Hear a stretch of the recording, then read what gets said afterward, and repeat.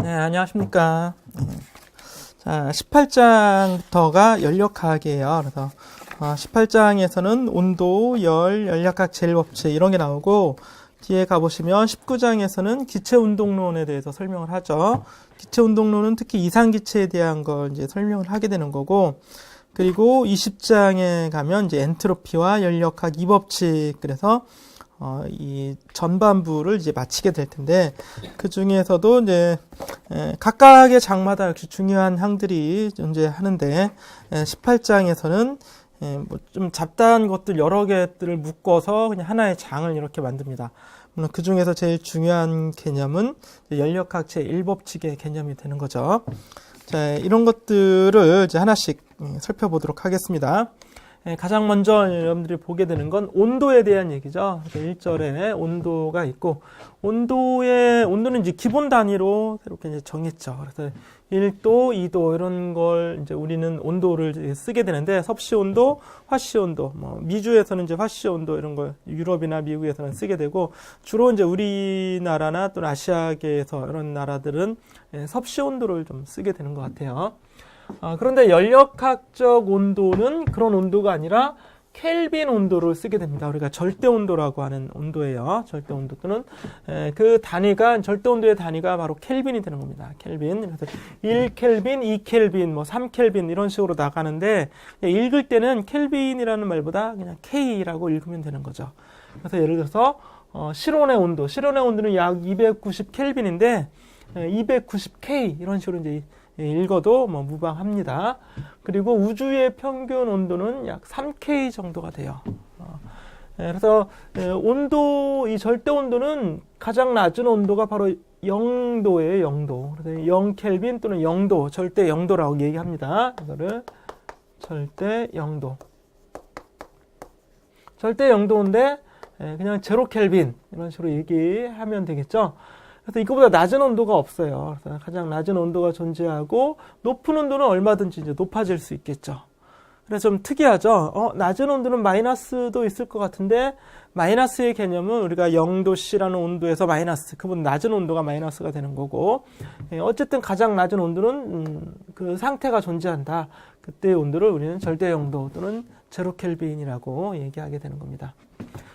그래서 낮은 온도를 보자면 뭐 10의 마이너스 9승이니까 마이너스 아니냐? 마이너스가 아니라 0에 가까운 그런 온도죠. 이때가 이제 거의 절대 온도랑 가까운, 절대 0도랑 가까운, 현재 뭐 기록할 수 있는 최대의 그런 낮은 온도, 거의 0에 가까운 온도긴 하죠. 그래서 우주의 현재 온도는 약 3켈빈 정도가 되고, 물이 어는 온도 10에 이제 2승으로 올라가게 되는 거죠. 약 300 또는 273 켈빈이 되겠죠. 이 정도가 0도씨, 우리가 얘기하는 0도씨의 온도가 되고, 높아지는 건 뭐 수없이 높아질 수 있겠죠. 이렇게 온도에 대한, 절대 온도에 대한 개념은 이 정도 좀 살펴보고, 나중에 다시 한번 또 얘기하게 될 겁니다.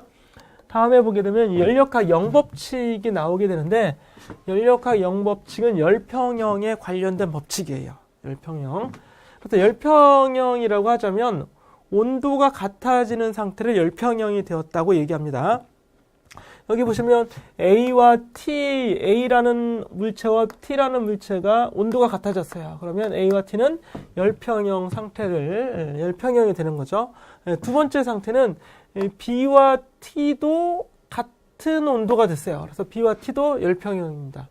근데 T는 항상 일정한 온도를 가지고 있다. 이렇게 보자면 A하고 T의 온도가 같아졌죠. 여기서는 B하고 T가 온도가 다 같아졌죠. 그럼 A와 B는 떨어져 있지만 온도는 당연히 같겠죠. 그래서 모든 것이 다 열평형 상태를 이룬다. 또는 A와 B도 자연스럽게 열평형 상태를 이루게 된다. 이런 거를 연력학 영법칙이라고 하는데, 어떤 의미가 존재하느냐? 의미는 바로 온도가 같아지는 상태가 열평형이라고 하는 그 열평형의 의미를 잘 알아두자, 이런 뜻이라고 볼 수 있겠습니다.